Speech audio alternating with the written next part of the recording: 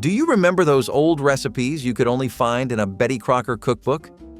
They made everyday meals feel special, even when money was tight. When did we stop opening those pages? And why did we let them go? There is no explaining it, only remembering it. Pineapple cheese salad mold was one of those things you would find on the buffet table and hope someone else took first. It was wobbly, bright, and confusing, but in a way that reminded you of every family potluck you ever sat through. Made with lemon gelatin, shredded cheddar cheese, and crushed pineapple, this was a sweet and tangy throwback that only made sense in the pages of a Betty Crocker cookbook. It was supposed to be fancy. You would unmold it onto a bed of iceberg lettuce, maybe crown it with a cherry or a dollop of mayonnaise, and call it a salad. But it was not trying to fool anyone. It was just a dish that made do with what people had. Cottage cheese made it creamy. The cheddar gave it some bite. And pineapple, well, that just made it Betty Crocker. Even people who said they hated it still took a slice. It was bright, proud, and unapologetic, just like the times. And whether it brought comfort or confusion to your plate, one thing was certain: nobody forgot it. Maybe that was the point. These meatballs were not just dinner. They were a conversation starter. You took one look at the little rice poking out of the sides, and you knew it was Betty Crocker's version of thrift at its finest. Porcupine meatballs were made with ground beef, raw rice, tomato sauce, and a few shakes of onion powder and salt. No breadcrumbs, no eggs, no fancy binding, just what was already in the pantry. As they simmered in the sauce, the rice cooked and swelled, poking out like tiny quills. It was clever, cheap, and surprisingly filling. You could stretch a single pound of meat into a dish big enough to feed the whole family, with leftovers for the next night if you were lucky. Kids loved them because they looked funny. Parents loved them because they worked. There was something cozy about them, sitting in a Pyrex dish on the stovetop, bubbling under a glass lid, while the kitchen filled with steam. This recipe showed up in nearly every Betty Crocker paperback printed between 1950 and 1980, and for good reason. It was one of those meals that felt like it came with a hug, and once you tried them, you never really forgot them. The magic word here was impossible, because this pie was the kind of recipe you did not believe until you saw it yourself. You mixed the ingredients in a bowl, poured it into a pan, and somehow, by the grace of Betty Crocker and biscuit, it baked into a dinner with a built-in crust. Ground beef, taco seasoning, shredded cheese, and chopped onions all folded into a batter that settled itself like it knew what it was doing. You did not need a rolling pin. You did not even need skill. That was the charm of the Impossible series in those old cookbooks. It made anyone feel like a home cook. This taco pie was easy to make, easy to slice, and easy to get second helpings of. Some people added olives, others tossed in green chilies or a handful of corn. Whatever you did, it was the kind of weeknight meal that felt like a win. Even the picky kids would take a bite and ask for more. This was comfort food that did not look like much, but always came through, just like Betty intended. 7 layers, 1 dish, and 0 fuss. That was the promise, and Betty Crocker delivered. This casserole had a rhythm to it.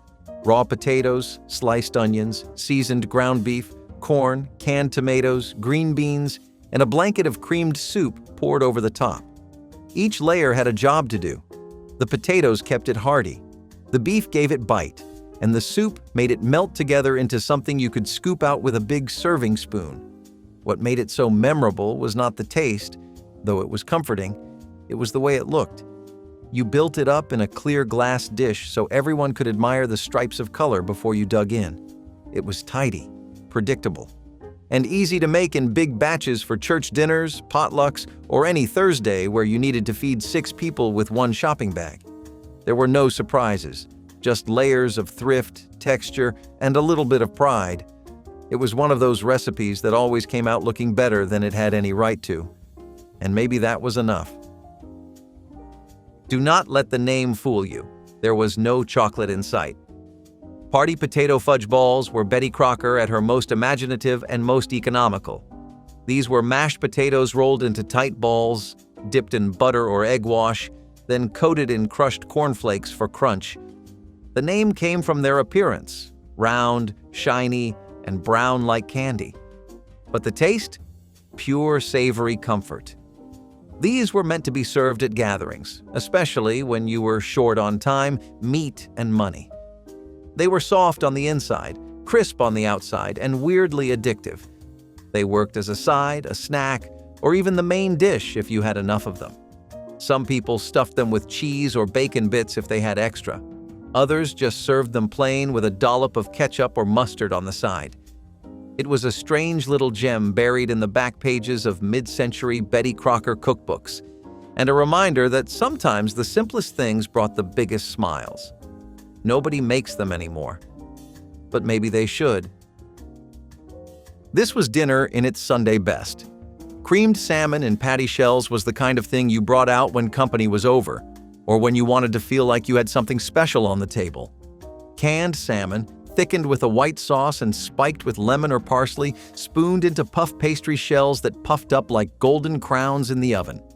It was one of the fancier-looking dishes in Betty Crocker's lineup, but underneath the crust, it was all about stretching a can of fish into something warm and filling. You could find the patty shells frozen, or make them yourself with biscuit dough and a muffin tin. Either way, the trick was in the sauce. It had to be creamy but not heavy, tangy but not too fishy. If you did it right, it felt like something you might order at a hotel buffet. Kids sometimes picked the salmon out. Adults always cleaned their plates.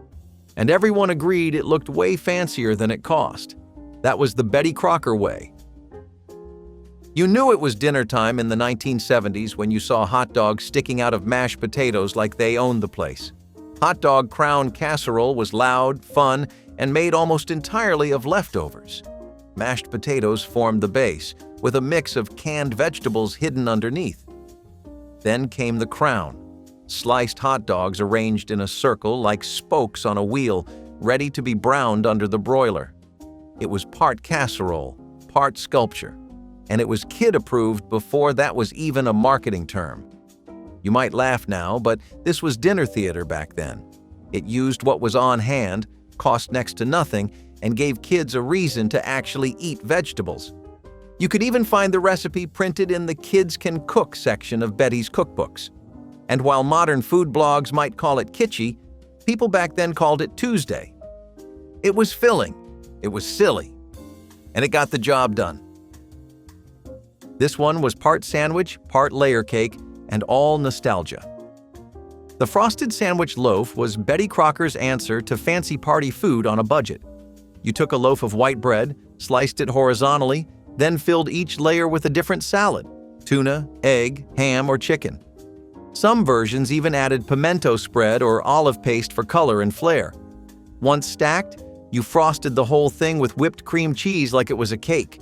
You could tint the frosting with food coloring to match the occasion. Pink for baby showers, green for St. Patrick's Day, and blue if you were feeling adventurous. Sometimes folks even piped decorations on top like it was a birthday cake. It was chilled, sliced, and served with little lemon wedges or parsley for flair. Some people loved it. Others called it a culinary crime. But no one ever forgot it. It lived in every Betty Crocker book from the 1950s through the 1970s, usually filed under "Entertaining Made Easy." It was the kind of thing you brought to luncheons or tea parties back when those still happened. It was strange. It was sincere. And honestly, it was kind of beautiful. No apples, no problem. Betty Crocker had a solution that blew minds and confused taste buds. Mock apple pie was made with Ritz crackers, sugar, cinnamon, and lemon juice, but no fruit at all. It mimicked the texture and flavor of apple pie so well that most people had no idea what they were eating until you told them. The crackers stood in for apple slices. The syrupy mixture made everything gooey and sweet, and the pie crust held it all together like it had something to prove. People who grew up with it often remembered it as one of the most surprising dishes their mothers or grandmothers ever made. This dish came from lean times, first during the Depression, then again during World War II. But Betty revived it in later editions to teach frugality with flair. It was especially popular during rationing when apples were expensive or out of season and pantry staples had to carry the load. Some people swore it tasted just like the real thing. Others thought it was weird in the best way. Either way, it got people talking. That was part of the charm. And maybe that is why it stayed in print for so long. A trick pie that fooled you into tasting comfort. Wiener Winks were pure Betty Crocker magic. Silly name, simple ingredients, and a whole lot of charm. You took a slice of sandwich bread, rolled it flat, wrapped it around a hot dog, and baked it until crisp. Some people added a slice of cheese before rolling it up. Others brushed it with butter or egg wash for a golden crunch. You could even cut the hot dogs in half and stand them up like candles for extra flair. Either way, what came out of the oven was warm, toasty, and ready to dip. It was the kind of thing you made for lunch on a lazy Sunday, or served at birthday parties with a paper plate and a pickle on the side. It also showed up in lunch boxes with a little container of ketchup or mustard tucked beside it. The name made kids laugh. The taste made them come back for more. You could find this recipe in dozens of Betty Crocker cookbooks from the 1960s and 1970s, usually tucked into the Fun Foods for Kids or Cooking with Kids sections. It was not fancy, it was not healthy, but it was easy, cheap, and made everyone smile. Sometimes that was all you needed. You could smell the vinegar before you even saw it. Tomato aspic ring with cottage cheese center was one of those gelatin recipes that made you pause and squint. Made with tomato juice, lemon, a touch of spice, and unflavored gelatin, it set into a firm, glossy mold that looked more like art than food. Right in the center, a cold scoop of cottage cheese sat like a prize. It was chilled, sliced, and served with parsley or maybe a sprig of celery leaf if you were fancy. This dish was all about appearances. It looked organized, clean, respectable, and people loved it. Not because it was delicious necessarily, but because it was reliable. It held its shape. It stood tall on the plate, and it came straight from the Betty Crocker playbook of mid-century hospitality. Some people added olives or celery bits. Others swore by a dash of Worcestershire sauce.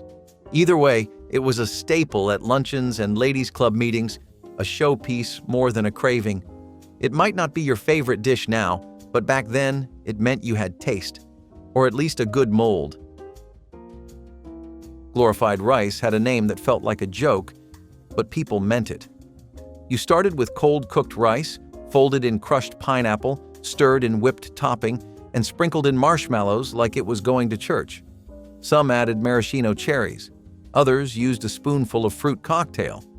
It was part dessert, part side dish, and part mystery.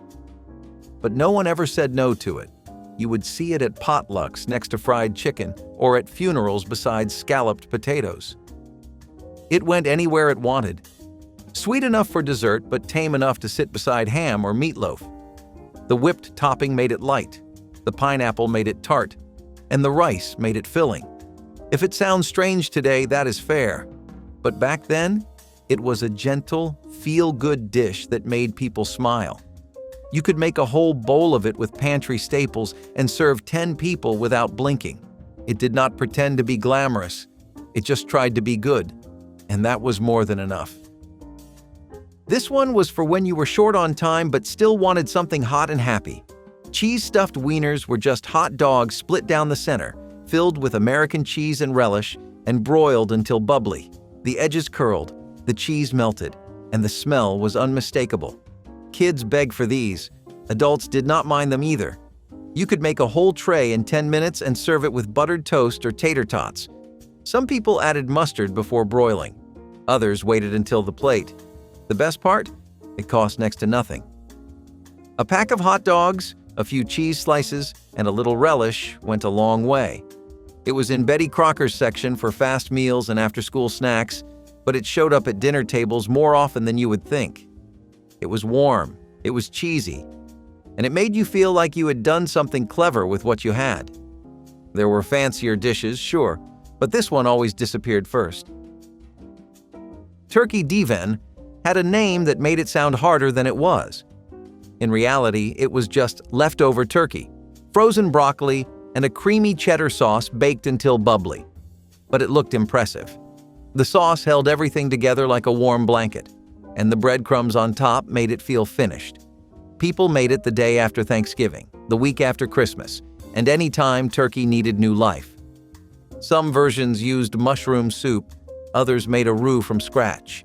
But either way, it was the kind of recipe that turned scraps into a meal you were proud of. It baked in a square dish, cut into clean portions, and held up on a plate. It felt classy. It tasted like effort, even if it only took 20 minutes to throw together. You could find it in the company coming chapter or the weeknight dinner page. It lived between leftover logic and elegance. That was the genius of Betty Crocker. Golden Glow salad was as cheerful as it sounds. A molded salad made from orange or lemon gelatin, finely shredded carrots, and crushed pineapple. It was Betty's answer to healthy eating that still jiggled. It showed up on dinner plates and potluck tables, sitting tall in ring molds or scooped onto a leaf of iceberg lettuce. This was not dessert. It was salad. The carrots gave it crunch. The pineapple gave it sweetness. And the gelatin made it behave. You could make it a day ahead and forget about it until dinner time. Some people topped it with a spoonful of mayonnaise. Others left it plain with just a sprinkle of chopped nuts. It was light, refreshing, and surprisingly popular during the 1960s and 1970s when people wanted to feel like they were eating better, even if it was still wrapped in Jell-O. It was not trying to impress. It was just trying to brighten your plate. And for a lot of people, it did. Dilly bread was a surprise hit in the 1970s. Made with cottage cheese, dried dill, and just a bit of onion, it rose soft and warm with a smell that wrapped around the kitchen like a hug. This was not sandwich bread. This was sit down and rip a piece off kind of bread. It baked in a round dish or a loaf pan, but always came out looking golden and rustic. You would slice it thick, spread it with butter, and watch it disappear. Some folks served it with soup. Others brought it to brunches or church potlucks. Betty Crocker printed it in several editions during the herb craze of the 70s, right when people were growing dill in little windowsill gardens and putting cottage cheese in everything. It was fluffy, flavorful, and full of character. Not fancy, just good. It reminded you of homemade bread without all the kneading and fuss. And once you made it once, you probably made it again. Fiesta corn casserole was bright, creamy, and baked until golden. It started with cream-style corn and sour cream, then got kicked up with canned green chilies and crushed crackers on top. Sometimes people added shredded cheese, sometimes they did not. Either way, it came out of the oven bubbling and warm with a crust that crunched under your fork. It was a side dish, technically, but plenty of people ate it as the main event. It paired with roast chicken, meatloaf, or just a green salad if you were keeping things light. The name made it sound like a party, and it kind of was. A Southwestern twist on classic comfort food that made its way into Betty Crocker's books in the late 60s and stuck around through the 80s. It felt colorful. It felt exciting. But more than anything, it felt doable. You could make it with pantry staples, feed a crowd, and still have leftovers. What more could you want? This was breakfast with a sense of humor. You took slices of Bologna, pressed them into muffin tins, and baked them until they curled into little cups. Then you filled those cups with scrambled eggs, topped them with a sprinkle of cheese or chives, and popped them back in the oven. Bologna cups with scrambled eggs looked like something out of a diner, but came from the pages of Betty Crocker's mid-century morning section. It was quick, it was clever, and it made a simple breakfast feel like a treat. Kids loved the shape. Grown-ups loved the price tag. You could prep them ahead of time or make them on a Sunday morning when everyone was still half asleep. They sat neatly on plates and made even toast look fancy. It was the kind of small, silly dish that turned a regular day into something to remember. And for a generation raised on Bologna, it felt like home.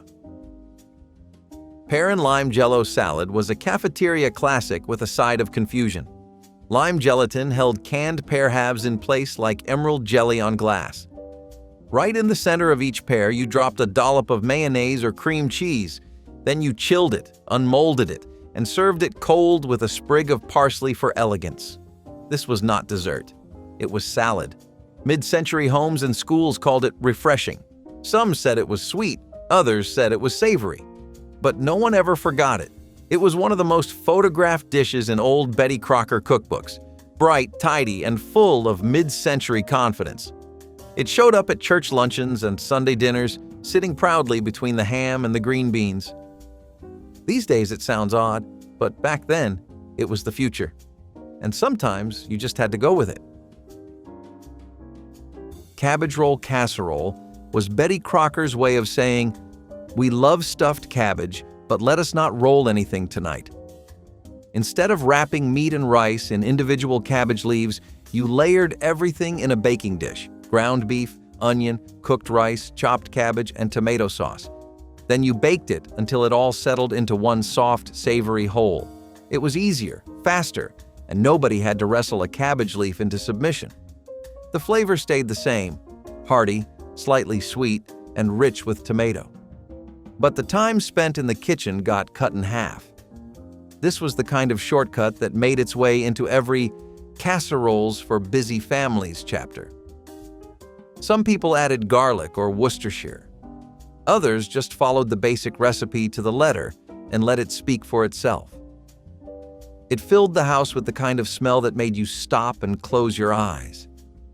A little tang, a little comfort, a lot of heart. That was the Betty way. Baked Spam and pineapple slices were holiday cheer on a budget. You took thick slices of Spam, topped them with canned pineapple rings, sprinkled on some brown sugar, and baked them until glossy. The sugar caramelized, the pineapple softened, and the Spam somehow felt like it belonged. It was easy, fast, and affordable. 3 things Betty Crocker knew families needed. This dish showed up in the special meals section of cookbooks, meant for people who still wanted a little sparkle but could not afford a ham. It was the kind of thing you served at Easter when meat was too expensive, or at Christmas when time was tight. It made the house smell sweet and savory at the same time. It looked cheerful, with its bright yellow rings and glossy glaze. And it reminded you that doing the best with what you had was not just practical, it was meaningful. People cut it into wedges, served it with mashed potatoes or rice, and called it a celebration. Was it elegant? Maybe not. But it was festive, and sometimes that mattered more. Peanut butter and bacon canapes were not your everyday snack. These tiny little rounds of toasted white bread were topped with a smear of peanut butter and a crisp slice of bacon. Salty met sweet, crunch met smooth, and somehow it worked. These showed up at 1960s cocktail parties, baby showers, and any gathering where the host wanted to impress without overspending.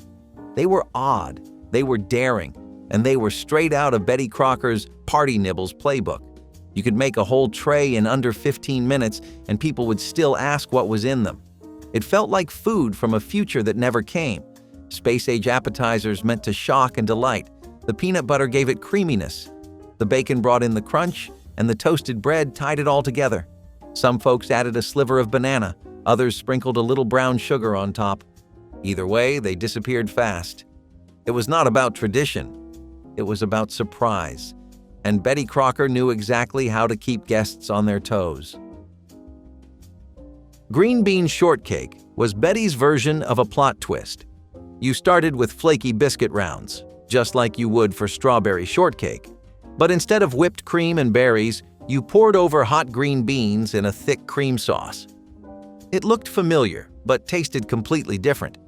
This was a main course, not a dessert, and it confused just enough people to become a hit. It was right out of Betty Crocker's vegetable entrees section, where the mission was to turn humble ingredients into full meals. Green beans were canned or fresh. The sauce was usually made from condensed soup or a roux, depending on how ambitious you felt. You would layer the green beans over the biscuit, maybe add a second biscuit on top, and eat it with a knife and fork. It was savory, rich, and strangely comforting. This dish felt like a challenge to the rules of what belonged on a biscuit, and a lot of people took the bait. It showed up in community cookbooks across the Midwest. Nobody ever called it beautiful, but it stuck around, and that is something. Canned peach whipped dessert was pure shortcut satisfaction. You took canned peaches, drained them, blended them smooth, and folded them into whipped topping with a spoonful of lemon juice or gelatin. Then you chilled it into a light, creamy mousse that tasted like summer and convenience. It was airy, fruity, and dead simple. You could serve it in sherbet glasses or scoop it into graham cracker crusts and call it pie. Either way, people smiled. This was one of those desserts you made when company was coming in 10 minutes and the fridge looked bare. It was sweet without being heavy, pretty without needing decoration, and it made canned fruit feel like a treat instead of a compromise. In the 1970s, recipes like this were everywhere, bright, light, and built to impress with as little effort as possible. Some added marshmallows, others threw in coconut flakes. But the heart of the dish was always the same. Take what you have, whip it into something cheerful, and serve it cold. Betty Crocker called it peach whip. Everyone else called it dessert. Cottage cheese and pineapple mold was supposed to be good for you, and that alone made it stand out. Made with lemon gelatin, cottage cheese, and crushed pineapple, it was the health-conscious cousin of all those sweeter, wilder Jell-O dishes. This one meant business. It had protein, it had fruit, and it had just enough tang to make you pause before the second bite. You would see it on buffet tables, nestled between cold cuts and deviled eggs, maybe with a ring of canned mandarin slices around it. It was cold, it was firm, and it looked neat on a plate. Some people topped it with a spoonful of mayonnaise. Others ate it plain. It came from a time when salads were molded, not tossed, and Betty Crocker gave it pride of place in her light fare section. It was a compromise between diet food and real food, between something sweet and something filling. And for what it was, it worked. It kept you full. It kept the gelatin trend going, and it kept turning up in every church kitchen from coast to coast. Chili cheese macaroni. Bake was as bold as it was budget-friendly. You boiled up some elbow macaroni, stirred in canned chili, beans or no beans, it did not matter, and added cubes of Velveeta or shredded cheddar. Then you baked the whole thing until it bubbled and browned at the edges. It smelled like school lunch. It tasted like comfort. And it had a kind of stick-to-your-ribs quality that made it a favorite across generations. This dish was born in the Betty Crocker cookbooks of the 1970s and quickly became a weeknight classic. You could make it in one pan. You could stretch it over 2 meals. And it made people full and happy with ingredients that never went bad in the pantry. Kids loved it. Adults kept coming back for seconds. Some folks added corn, others crumbled chips on top. But the base recipe stayed the same. Pasta, chili, cheese, bake. That was it. It was fast, it was easy, and it never failed. Salmon noodle ring was Betty's attempt at turning a pantry dinner into a centerpiece. You boiled egg noodles, mixed them with canned salmon, eggs, and a few herbs, then packed it all into a bundt pan. Once baked and cooled, it turned out in one solid ring, ready to be filled with creamy dill sauce or a scoop of peas and carrots. It looked impressive. It held its shape, and it made a can of salmon feel like something special. People served it at luncheons, bridal showers, or family dinners where the goal was to show a little flair without spending too much. The dill sauce gave it brightness, the noodles gave it heft, and the ring shape gave it that mid-century magic, tidy, neat, and just a little odd. This was not just about taste, it was about presentation. Betty Crocker understood that a pretty plate made people feel proud, even if the ingredients came straight from the back of the cupboard. Broiled grapefruit with maraschino cherry was breakfast with a little drama. You took a halved grapefruit, scored the segments, dusted it with brown sugar, and broiled it just until the edges started to bubble. Then you placed a bright red maraschino cherry in the center and served it warm. It looked like sunrise in a bowl. This was not everyday breakfast. It was brunch food, fancy hotel food, Sunday morning food. Betty Crocker featured it in her Elegant Starts section, and it was one of those dishes that felt like a treat without being indulgent. It was tart, it was warm, and it gave you just enough sweetness to make the grapefruit go down easy. Some people added cinnamon, others poured a little brandy on top before broiling, but the cherry was the star, the final flourish on a fruit that did not usually get dressed up. It was quick, showy, and a little bit special. Hot dog. Macaroni crown was part dinner, part sculpture. You cooked up elbow macaroni, added a little egg and milk, and pressed it into a ring mold or bundt pan. Then you baked it until it set firm. The crown came from slicing hot dogs and arranging them like petals on top, or poking them out of the sides like rays of the sun. Inside the ring, you poured creamed corn, peas, or a scoop of baked beans. It was quirky, it was filling, and it was very, very Betty Crocker. Kids loved the shape, parents loved the price. It was one of those fun food chapter recipes made to turn pantry staples into something cheerful. Some added cheese, some skipped the corn. But the real joy was in seeing it hold together, slice neatly, and serve like something much fancier than it was. It was budget food with pageantry, and sometimes that made all the difference. Apricot gelatin ring with chicken salad center walked the line between sweet and savory with its head held high. You started by mixing apricot gelatin with canned fruit and pouring it into a ring mold to set. Then you made a basic chicken salad, usually with mayonnaise, celery, and a little onion, and packed it into the center once the gelatin was firm. It was cold, it was glossy, and it was a favorite at potlucks, ladies' luncheons, and office parties across the country. Betty Crocker featured it as a centerpiece dish, something you brought when you wanted to show care without spending a fortune. It sliced clean, it stood tall, and it looked like you tried, even if you just opened a few cans. Some folks added nuts to the salad, others used shrimp instead of chicken. But the concept stayed the same: contrast sweet fruit with creamy protein and do it in a way that looked like something special. People called it weird. Then they went back for seconds. All right, let's talk about something a little more dignified: venison. Now, we're not talking about Bambi here, people. We're talking about grown-up deer meat. In hunting communities, barbecued venison was once a prized delicacy. Imagine the satisfaction of bagging a deer, bringing it home, and then turning it into a smoky masterpiece. It was not just a meal. Barbecued venison offered an experience. Venison's unique taste made it a standout choice for barbecue lovers looking to break away from the usual fare. It was typically marinated in a mixture of spices and herbs to complement its natural flavor. The best part? It is lean and packed with protein. Fitness freaks would have loved it if it was on the menu still. Calls for a comeback, don't you think?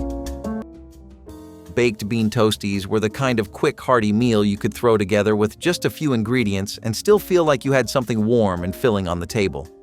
You toasted up some sandwich bread, heated a can of baked beans, and spooned them over the top with a sprinkle of shredded cheddar if you had it. It sounds basic, but when you were short on groceries and stretched for time, this meal worked wonders. The beans were filling, the toast added crunch, and the cheese made it all feel a little more special. You would see this simple meal show up in New England kitchens, packed into lunchboxes, or scribbled into old cookbooks full of fast, affordable recipes. It was not about being fancy, it was about getting something hot and satisfying on the table in under 10 minutes. Today, people might forget how handy meals like this were, but back then, baked bean toasties filled a lot of hungry bellies without breaking the bank. Scrambled eggs with evaporated milk were one of those frugal breakfasts tucked inside old homemaker guides and church fundraisers from the 1940s through the 70s. The secret was canned milk. You would crack your eggs, whisk in a splash of evaporated milk, and fry them up fast. The milk made them fluffy, rich, and stretch further than plain eggs alone. This mattered more than people today might think. During wartime and lean grocery weeks, a can of evaporated milk was gold. It lasted longer than fresh milk, cost less, and made ordinary eggs feel like a treat. Some families tossed in herbs or cheese if they had extra, but most kept it plain. Soft eggs with just a little salt and pepper. Quick, simple, and done in under 10 minutes. You will not find this recipe on Instagram or in trendy brunch spots, but it kept families fed and mornings moving. People used what they had, made it work, and turned humble ingredients into something satisfying. Minute rice with canned chili and cheese was the dinner of champions. If your definition of champion was someone who worked 12 hours and still had to put food on the table. That old minute rice box was a lifeline back then, cooking up fluffy in just a few minutes. You dumped canned chili right over the top, shredded some cheddar if you had it, and dinner was done. Nobody expected it to be gourmet, but it filled you up, stuck to your ribs, and made sure you were ready for the next shift, the next chore, the next whatever life threw at you. The cookbooks from those days leaned hard on pantry meals like this because they worked. They were honest, quick dinners that kept you standing, even when life tried to knock you down. And hey, melted cheese makes everything better. Milk toast was not fancy, but in times when families had nothing left but stale bread and a splash of milk, it became a warm, life-saving comfort. Made by gently toasting slices of day-old bread and soaking them in hot milk sweetened with sugar or lightly salted with butter, milk toast was the definition of simple survival food. Some added a dash of cinnamon. Others thickened the milk with a bit of flour to stretch it further. It was soft, filling, and easy on empty stomachs, ideal for children, the sick, or anyone who needed warmth more than flavor. In the Great Depression, milk toast showed up in countless kitchen notebooks, scribbled beside other dishes made from almost nothing. It might not win awards today, but in hard times, milk toast was enough to remind a struggling family that they could still share a meal and still share hope. All right, let's talk about a barbecue ingredient that's more often found in the pot than on the plate: smoked turkey necks. Now, these aren't exactly barbecue stars, but they do deserve a mention. Smoked turkey necks were once a popular ingredient in soups and stews, adding a rich, smoky depth to dishes that made them savory. The process of smoking turkey necks involved slow cooking them over a wood fire, which infused the meat with a smoky flavor while keeping it tender and juicy. Although they might not be the star of modern barbecue menus, smoked turkey necks still hold a special place in the hearts of those who appreciate their unique flavor and versatility. Hot dog and baked bean skillet was one of those quirky 10-minute meals that could only have come from Grandma's old cookbook.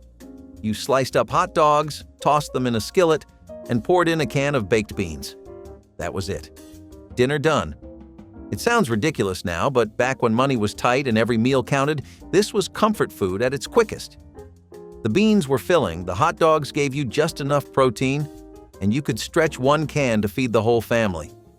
Some folks got fancy with mustard or onions, but most kept it plain. It was the kind of dish that showed up after a long workday, when you were too tired to fuss with complicated recipes but still needed to put something on the table. It bubbled away on the stove, filling the kitchen with that warm, smoky smell that meant dinner was ready. Today, it feels like one of those meals we forgot on purpose, but for families back then, it was a lifesaver that showed up fast and kept bellies full. Baked bean toast was the quick, savory breakfast that filled countless plates across New England when mornings were rushed, but you still needed something hot and satisfying. You would toast a slice of bread, spoon on canned baked beans, maybe top it with cheese or butter, and slide it under the broiler. Breakfast was done in under 10 minutes, hearty enough to carry you through a long day. Families loved it because it was affordable, practical, and good enough to stretch one can of beans into a meal for the whole house. Old cookbooks, factory lunch guides, and frugal homemaker magazines all praised this trick for making mornings easy without giving up flavor. Some folks added mustard or hot sauce, others kept it plain, but either way, it was the kind of breakfast that quietly filled bellies when nothing else seemed to last. These days, it barely gets a mention, but back then, baked bean toast was one of those small comforts that made hard mornings feel bearable. Minute rice with canned chili and cheese was the dinner of champions. If your definition of champion was someone who worked 12 hours and still had to put food on the table. That old minute rice box was a lifeline back then, cooking up fluffy in just a few minutes. You dumped canned chili right over the top, shredded some cheddar if you had it, and dinner was done. Nobody expected it to be gourmet, but it filled you up, stuck to your ribs, and made sure you were ready for the next shift, the next chore, the next whatever life threw at you. The cookbooks from those days leaned hard on pantry meals like this because they worked. They were honest, quick dinners that kept you standing, even when life tried to knock you down. And hey, melted cheese makes everything better. Peanut butter stuffed celery was a party plate staple and a lunchbox treat in lean times. It was cheap, cheerful, and deceptively filling. Stalks of celery were washed, trimmed, and filled with a thick layer of peanut butter, sometimes smooth, sometimes crunchy, depending on what was on hand. If there was a little more room in the grocery budget, raisins were pressed on top, turning them into what children called ants on a log. But even without the extras, it worked. The crunch of the celery, the richness of the peanut butter, the contrast of cold and creamy, it hit all the right notes for a simple snack.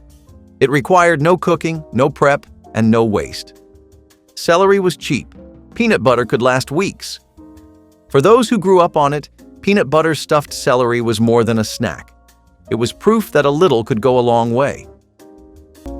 Let's talk about meat that's still enjoyed in some parts of the country, but definitely not as much as it used to be: goat barbecue. Goat barbecue was known for its gamey flavor and tender texture, making it a favorite among those who enjoyed a bit of variety in their barbecue menu. Goat barbecue was typically marinated with a blend of spices and herbs before being slow cooked or grilled. So this one falling out of flavor is a big loss for barbecue fans because hear me out. Goat meat is lean, flavorful, and packed with protein. It's still a popular choice in many cultures for a reason, but as tastes changed, so did the demand for goats. It's a shame, really. Egg salad on toast was one of those practical 10-minute meals that filled lunch boxes, fed tired workers, and showed up in every community cookbook for good reason. Leftover boiled eggs were never wasted. You chopped them up, mixed them with mayonnaise, maybe a little mustard if you were lucky, and piled it all onto a slice of toast. It sounds plain, but it got the job done. The eggs were filling, the toast made it portable, and you could whip it up in no time flat. This was not about fancy ingredients or gourmet flavors. It was the kind of recipe people leaned on when money was tight, time was short, and families still had to eat. You would see it at church luncheons, quick weekday dinners, or scribbled down on worn recipe cards tucked into kitchen drawers. It might be forgotten now, but egg salad on toast kept plenty of households going when they needed it most. Pimento cheese on saltines was a southern staple that turned a few pantry ingredients into a quick, satisfying snack when groceries were running thin. You mixed up pimento cheese, usually some shredded cheddar, mayonnaise, chopped pimentos, and spread it over saltine crackers. That was it. 10 minutes or less, and you had something creamy, salty, and packed with flavor to hold you over until dinner. It might sound simple now, but back then, this little recipe kept homes running when budgets were stretched and time was short. The saltines gave it crunch, the pimento cheese added richness, and together they made a snack that showed up at school lunches, church picnics, or as a quick fix on busy afternoons. You would find this recipe scribbled onto old note cards, tucked in faded cookbooks, or passed down through generations of families who knew how to make the most of what they had. It might be forgotten today, but for plenty of folks back then, pimento cheese on saltines was a fast, filling favorite that saved the day more than once. Leftover biscuit with syrup or gravy drizzle was one of those Depression-era breakfasts that made sure nothing ever went to waste. You would take yesterday's biscuit, stale or not, reheat it, and pour canned gravy or a drizzle of syrup over the top. Suddenly, leftovers became breakfast in under 10 minutes. Families leaned on meals like this when the cupboards were bare and payday felt a long way off. It was not fancy, but it filled your belly and kept mornings moving. Syrup sweetened things up, gravy made it savory, and both stretched the little bit of food you had into something satisfying. Farmhouses, boarding houses, even factory kitchens knew this trick by heart. You could find it tucked away in old homemaker guides and church recipe swaps, quietly keeping people fed when groceries were scarce.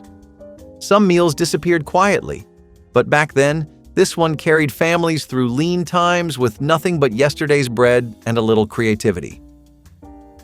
Creamed corn and hot dog skillet was one of those meals that showed up when time was short and the cupboards looked bare.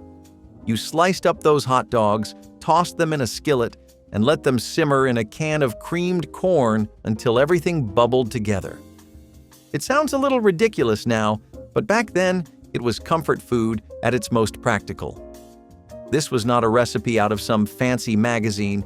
It came straight from the faded pages of those old spiral-bound cookbooks that every kitchen drawer seemed to have. Families on tight budgets loved it because it made use of pantry staples, and somehow that sweet corn and salty hot dog combination worked. You could dress it up with black pepper or a little hot sauce, but most folks kept it plain. After a long day, this dinner showed up in 10 minutes flat, filling your belly even if your wallet felt empty. Funny how those quick meals stick with you long after the hard times pass. Creamed chipped beef on toast was salty, rich, and unforgettable, not because it was fancy, but because it was served when nothing else was available.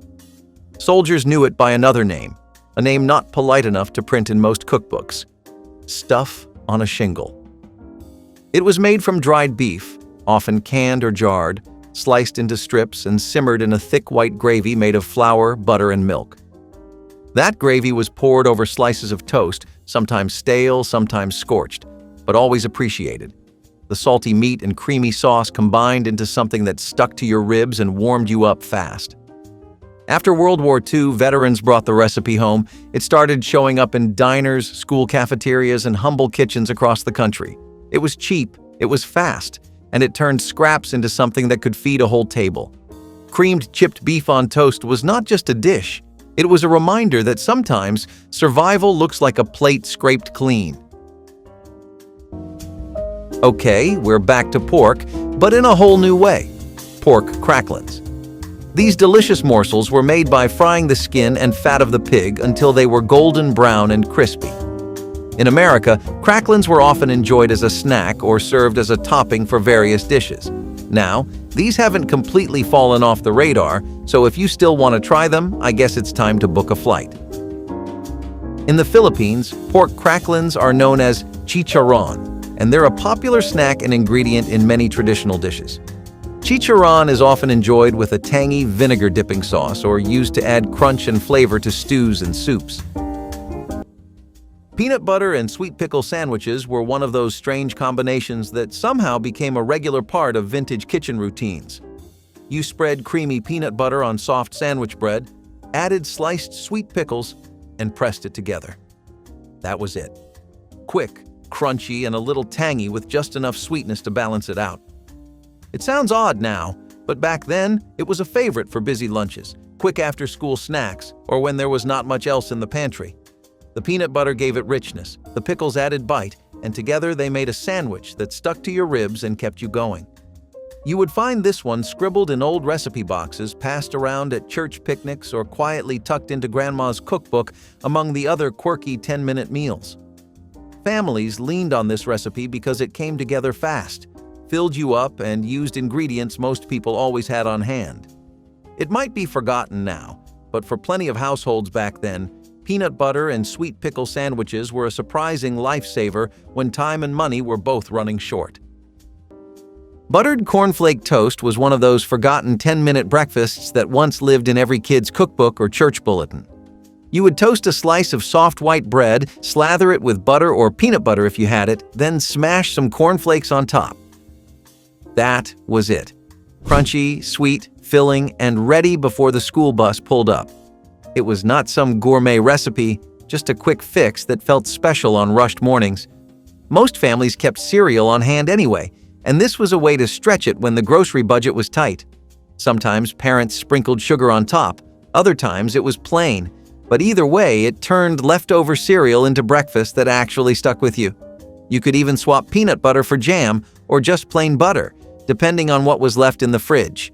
These kinds of quick breakfasts were everywhere in old cookbooks. Simple, made from pantry staples, and good enough to get everyone out the door without complaints. Sardines on rye with onion and mustard was the kind of dinner that proved you could survive on pantry food and still eat something with bite. You opened a can of sardines, layered them cold onto slices of rye bread, and topped the whole thing with sliced onion and spicy mustard. That was dinner. It was salty, briny, sharp, and came together in minutes without a stove or oven in sight. This meal showed up in old cookbooks and handwritten recipe cards for one reason: it worked. Sardines were cheap, packed with protein, and lasted forever in the cupboard. Rye bread had enough bite to hold its own, and the mustard gave everything a sharp kick that kept it from feeling too plain. You ate it open-faced, with a fork and knife if you felt proper, or just with your hands when time was short.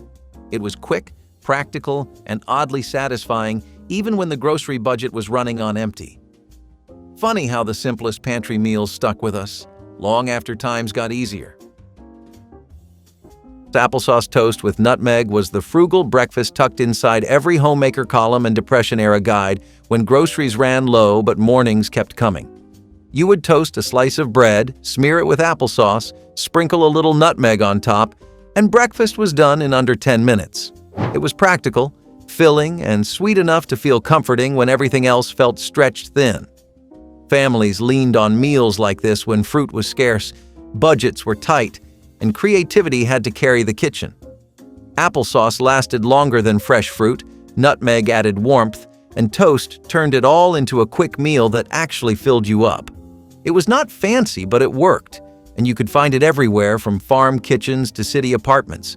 Some folks added butter, others kept it plain, but either way, it was one of those quiet little breakfasts that made hard mornings feel a little easier. These days, applesauce toast barely gets a mention, but back then it quietly carried families through. Cottage cheese and peach. Half plate was the kind of quick meal that felt just fancy enough to pass for lunch, even when the fridge was nearly empty. You opened a can of peach halves, plopped them on a plate, and added a big scoop of cottage cheese right in the center. That was it. 10 minutes, maybe less. It sounds odd now, but back then, this sweet and savory combo showed up at church teas, ladies' luncheons, and weekday meals when time and money were both running low. It was light, refreshing, and filled just enough of that hunger gap to get you through the afternoon. You could dress it up with a little sprinkle of nutmeg or a cherry on top if you were feeling fancy, but most kept it simple. It came from a time when canned fruit was a pantry staple. Cottage cheese counted as protein, and families got creative to stretch every dollar. Another forgotten classic from the old cookbook that kept homes running smoothly. Jelly roll-ups on white bread were the quick breakfast treat every kid from the 1950s to the 70s knew by heart. You would flatten a slice of white bread, spread on a little jam, roll it up tight, and slice it into pinwheels. Breakfast was done in under 10 minutes, fun to eat, and easy enough that even kids could make their own. Families leaned on meals like this when mornings were rushed, but you still needed something sweet to start the day. It was a trick you would find in lunchbox guides, homemaker columns, and those old spiral-bound cookbooks hiding in every kitchen drawer. Some folks added peanut butter, others kept it plain with jelly. But either way, it turned bread and jam into a quick, cheerful breakfast that actually stuck with you. Somewhere along the way, roll-ups disappeared under cereal boxes and toaster pastries. But back then, it was one of those small, forgotten meals that made mornings just a little brighter. Cold beans and onion salad was a no-cook dinner pulled straight from the cupboard that showed up again and again during lean times.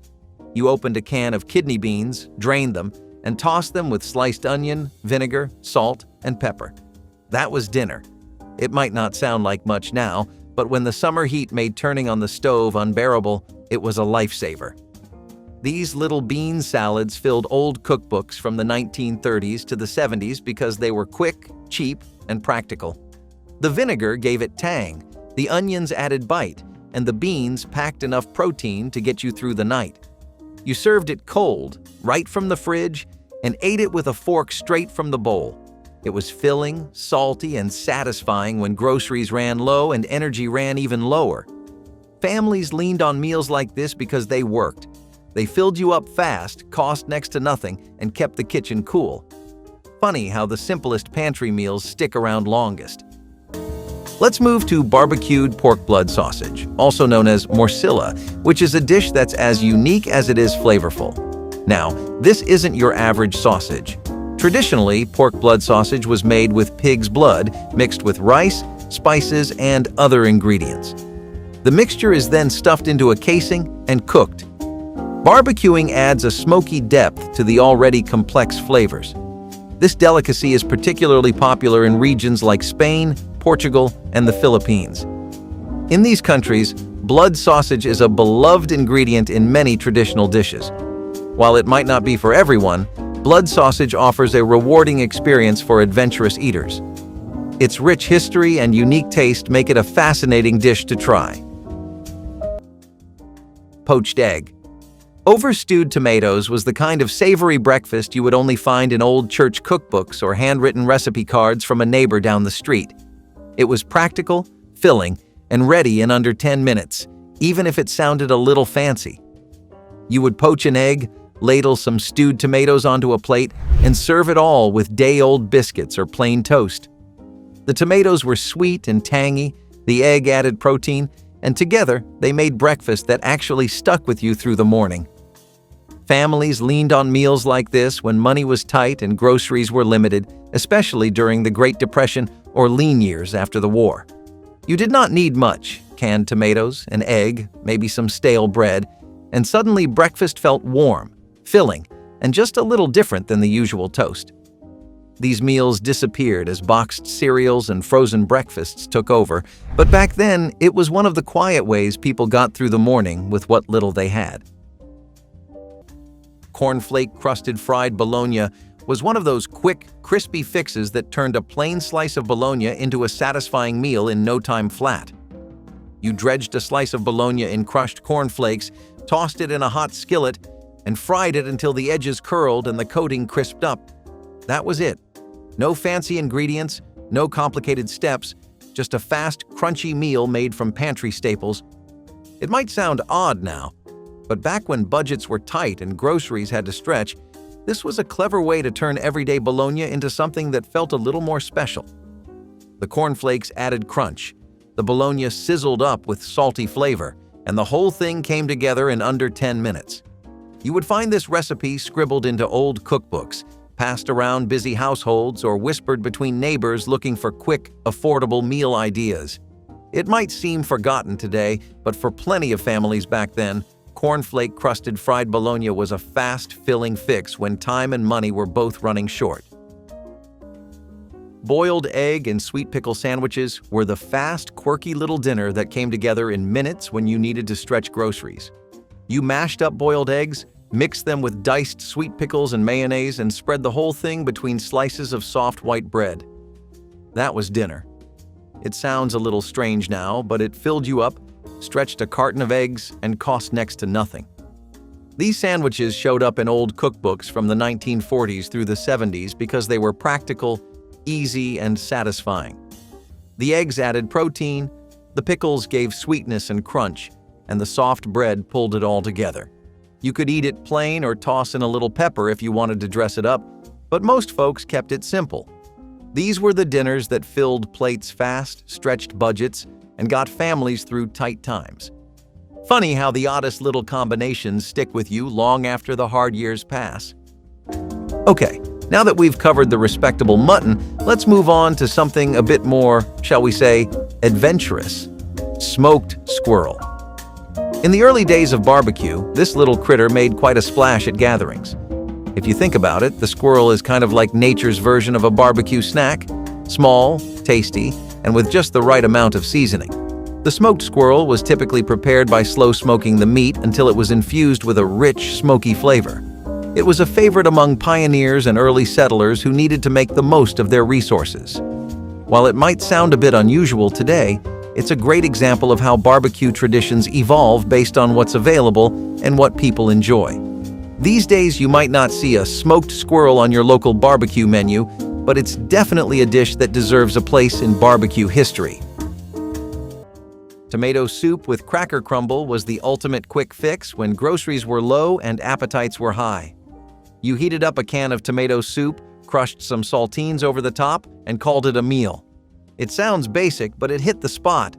Grandma's cookbook was full of these quick, practical recipes that stretched every last pantry staple, and this one was no exception. The saltines soaked up the soup, adding just enough crunch and thickness to make it filling. Parents loved it because it cost next to nothing and came together in 10 minutes flat. Kids loved it because it was warm, salty, and familiar. You could always dress it up with a sprinkle of cheese or some pepper, but most families kept it plain and simple. It was the kind of meal you would find after school, in chilly weather, or on those nights when there just was not time for anything else. Fast, affordable, and quietly forgotten, like so many of the recipes tucked into the back pages of Grandma's old cookbook.